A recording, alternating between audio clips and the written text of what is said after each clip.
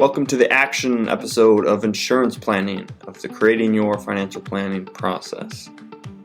Insurance planning is important to protect the rest of your financial plan that you are trying to build.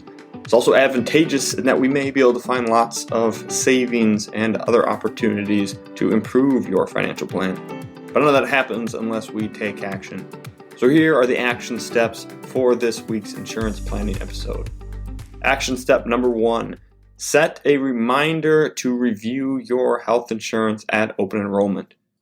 Health insurance can only be changed during open enrollment. For most people, that's November or so at the end of the year and kicks in January 1st. But yours may be a different time. While you could look at your health insurance options that you have now, you can't do anything about it. And so you're better off setting a reminder for when your health insurance open enrollment is to review your options.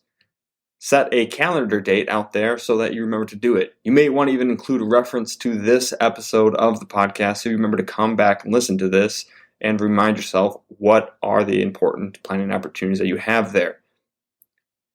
If you have a good financial planner, they likely will already have reviewing your annual employer benefits as part of their process, and they can review that with you. Or if you're committed to this podcast, we plan to do a health insurance episode around November when most people's open enrollments are, so that will be fresh on your mind when you hit open enrollment. So action number 1, set a time during your open enrollment to review your health insurance options and look for planning opportunities. Number 2, get gap disability insurance. Find a broker who can broker this out, find you the best rate. Action number 3, get the term insurance that you need. It's in episode 19 if you want to know how to calculate that, or if you're working with a planner, not an insurance salesperson, they can do this for you, but make sure that you actually get it. If you need it, which we covered in episode 19, you have dependents, people who are dependent on you and your income over your lifetime, then you need to get it and take action, make it happen, get this behind you, get the protection you need, and get it through a broker so that you can get the best price for the value that you are getting. If you have permanent life insurance, drop it. If you need a better explanation for your personal situation of why you should get rid of it, feel free to email us at questions@retirementorship.com. Love to chat with you about that.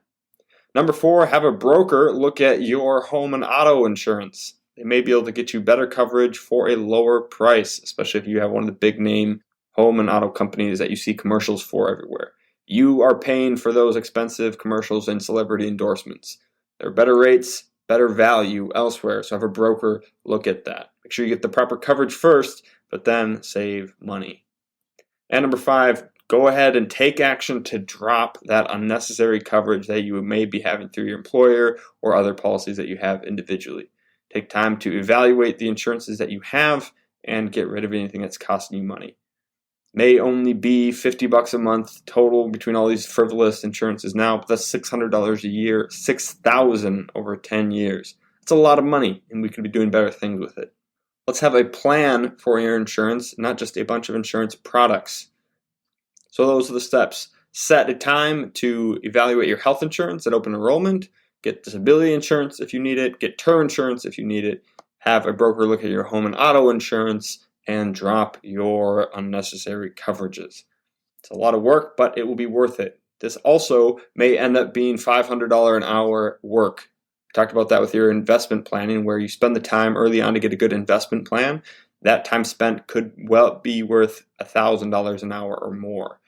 Insurance is maybe not that big of an impact, but it could easily be $100 an hour and maybe $500 an hour, depending on the opportunities that you find.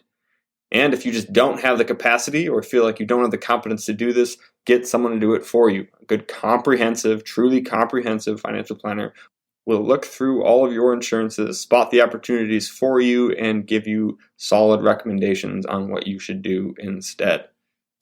If they're full service like our firm is, they will also help you get those insurances in place.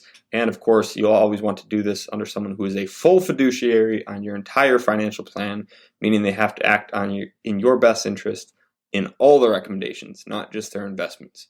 You can find out a little bit more about that in episode 5 questions to ask your financial advisor. That's the actions for this week. Take care of it. It's easily $100 an hour, maybe $500 an hour work, and you will be better off for it. That's it, and we'll see you next week for the next episode in creating your financial plan.